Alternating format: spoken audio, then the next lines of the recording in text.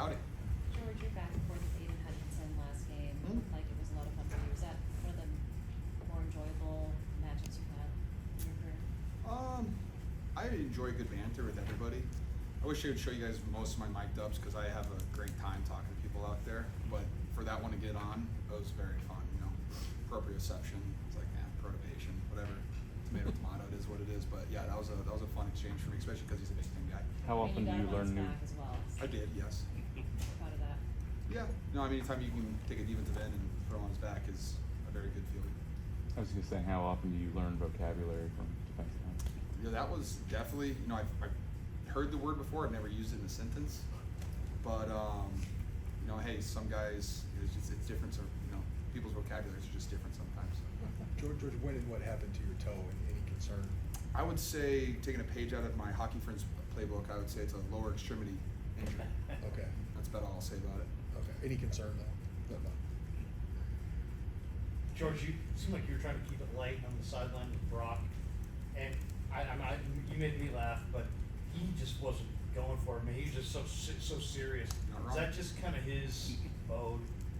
Yeah, I would say Brock's always dialed in, and I said to you guys multiple times, like when he's on the football field, like you guys don't get to see that part of him, like because he's always very, you know, he's lighthearted when he talks to you guys, very humble, you know, takes everything, he answers every question honestly, and then when he's on the football field, there's a different switch is flipped. So I realized I had to change my tactic of talking to him, and it just had to be a little bit different to have that conversation with him. George, seems like they have a lot of attention on them, with whether it's Travis and Taylor or Patrick Mahomes' commercials, Andy Reid's commercials, things like that. Do you guys enjoy sort of being more under the radar and going into this? And I would say Andy Reid's his bundle commercial with the chicken tendies is one of my favorite commercials in the NFL.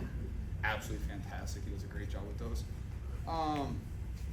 Yeah, I mean, it is what it is. Like the Chiefs are in their fourth Super Bowl in 5 years. I mean, they should have all that attention. I think it's something that they're very used to, though, and I don't think it's any type of distraction for them. And I don't think, you know, while we might be under the radar, I guess, to people on the outside, I think the Chiefs are very aware that we're not under the radar at all.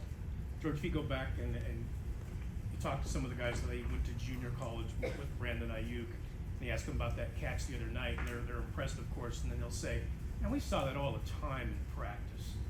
Curious, does that sound like an exaggeration to you, or do you see Brandon do those kind of things all the time? I mean, you guys are always out there at OTAs and training camp. Like, you guys see it. He bosses people, runs great routes, cooks people. I mean, he's always like, I think the last 2 years he's been like the MVP of training camp. So yeah, I mean, he does it on a consistent basis. You see him run routes in the offseason, does it. Training camp, he does it. All throughout practice the entire season, he's always making plays, always routing people up. So it's just like what he does every single day. Then he goes out there and it's just second nature to him. And that's the best possible thing for football players, just when you can do those plays all the time. And when you finally get the opportunity, it's not foreign to you. You're not making anything up. He's just ready to go, and it's exactly what he's ready for. When you get to Vegas next week, what mindset do you have between balancing an appreciation of being on the Super Bowl stage and also just focusing on getting the job done? You talk about game day or throughout the whole week? Good week. I mean, pretty easy for me. Like, I'm gonna stick to my routine as best I can, and we're busing to UNLV or going to whatever media stuff. We have obligations, that stuff. But I mean, my message to everybody is just stick to your routine. What you've done as best you can. You wake up at a certain time, continue to wake up at that certain time. Hey, on Wednesday, if after practice you do some body maintenance and you go home, you sit on your couch and watch TV. Hey, why change it up? Like, you don't need to go get dinner. You don't need to get dinner with your agent. You'll see him next week. Like, you don't need to do anything extra. Just do what you've been doing, what's been working for you, and celebrate when you're done. George, being that this is Just do what you've been doing the whole season. Don't make anything up. Like, that's my thing. Like, yeah, Vegas, the street, the strip, all the lights. It is what it is. But what's really cool would be winning the Super Bowl. Anything else before that is, who cares really? What are you seeing from this Chiefs defense? What makes it so tough? Chris Jones is really good at football. Every time you give him a one-on-one, he seems to dominate it. You put him out on the edge versus the tackles. He does a really good job over there. They usually go at the right tackle. So he does a really good job just doing that by himself, and then because of all the double teams, he frees up all the other guys on the D-line. 32, Bolton, I think is his last name. I think he's one of the most underrated linebackers in the NFL. I think he's really good in coverage. He flies around. I think he doesn't get the recognition for it, I don't think, because there's a lot of other linebackers that play at a high level too. And then when you think of the Chiefs, you should just think about Mahomes and Kelsey and Chris Jones. So I think he's been at under level, and I think their whole secondary is playing really, really well together. You watch the tape and you see all the movements, all the motions that teams do against them.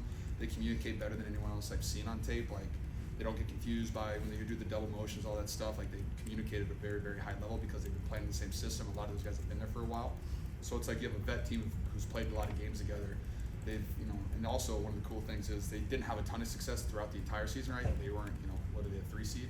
And so that's not what the Chiefs are usually used to. And so for them to kind of battle back and finish it really strong, and then also in the playoffs go on the road 2 times and do exactly what they needed to do, like, they're just playing hot right now, and they're playing very confident. I think that's a really good job. And also their 2 corners are 2 of the best corners we're gonna face all year. And just watching their tape they're phenomenal. They jam, they stay on your hip.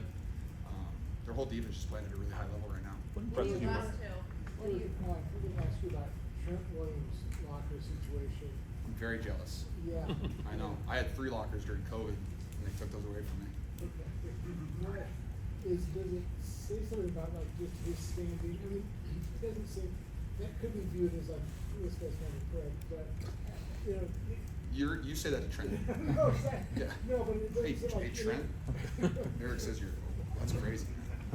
It seems Yeah. like no one begrudges him that, and it speaks to maybe his standing on this team and what he's accomplished. I don't know, is there some symbolism to it? He's larger than life. He has a silverback gorilla tatted on his back, and it's on his private jet. It's Trent Williams. He can do whatever he wants, and I don't think anyone really cares.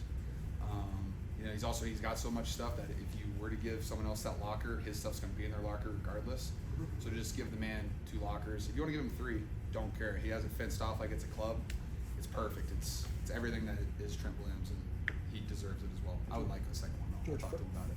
Fred and Nick kind of indicated yesterday they maybe were a little naive because they got the Super Bowl their first couple of years, and then took it for granted thinking they could get back so easy. What's been the hardest part of this climb to just get back to this point for you? Well, I mean, there's a lot of guys that you lose, after a Super Bowl year. A lot of coaches that get picked off and taken to other teams, and so you have to find out ways to win. It's like, yeah, we're very confident going into the 2020 season. Like, we're confident going into every season, but you're replacing a lot of guys. You're teaching new guys that come in the culture of the team, the style that we play. Coaches are kind of learning it, so there's just like a lot of moving pieces 24/7, and it's kind of on the guys that we have here in Coach Shanahan, and John Lynch to figure out how to keep that the way that we want it to be, but also evolve and adapt. And winning in the NFL is really hard. It just is. Ball has to bounce your way, injuries, all that stuff. It's difficult sometimes, and football's a very difficult sport, so it's hard to get back to the top. We've gotten close a couple times, but hey, the ball bounces other people's ways, and some plays weren't made. That's just football, and it's very nice to be able to say that we got over that NFC Championship hump and have another opportunity finally.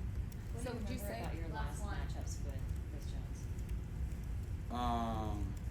As the Niners, I don't block him very often.